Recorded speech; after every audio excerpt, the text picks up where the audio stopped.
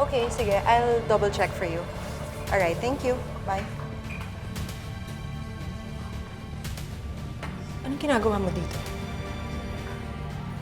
Mag-usap tayo. Busy ako. Mas importante tong trabaho ko kaysa sa'yo. So can you just leave? Wala akong pakialam. Nagpunta ako dito, harapin mo ko. Babae sa babae.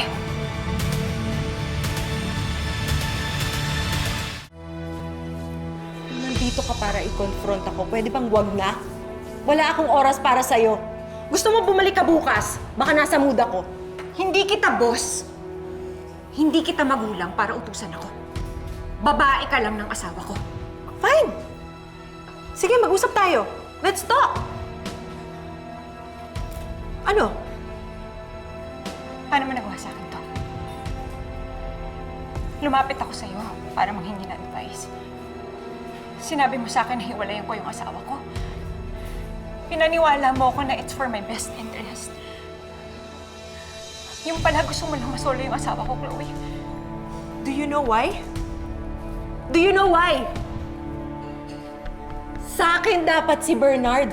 Ako dapat yung kasama niya, hindi ikaw. I saw him first. Narinig mo yun? Ha? Ikaw yung sumingit sa amin, Angela. Kaya dapat sa akin siya. Ano? Naiintindihan mo na ngayon? Nagigets mo na?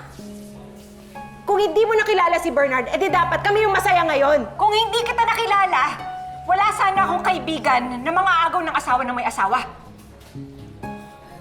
Chloe, pwede ba? Huwag mo nang ipilit yung sarili mo sa asawa ko. Hindi ko pinilit yung sarili ko sa asawa mo. If it meant nothing to Bernard, bakit may nangyari sa amin kahit mag-asawa na kayo? Ano ang nangyayari dito?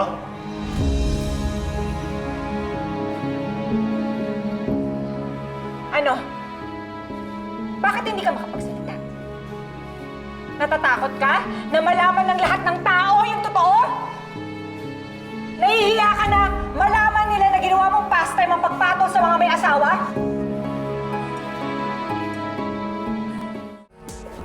Sumagot ka! Aminin mo na trip mong hulihin yung mga tandang nakatali na. Oh, she's lying. Ah, magsisinungaling ka pa? Ano kasi pinagsasabi mo eh? Magsisinungaling ka ba talaga? Di ba kakasabi mo lang na ikaw ang known na kay Bernard?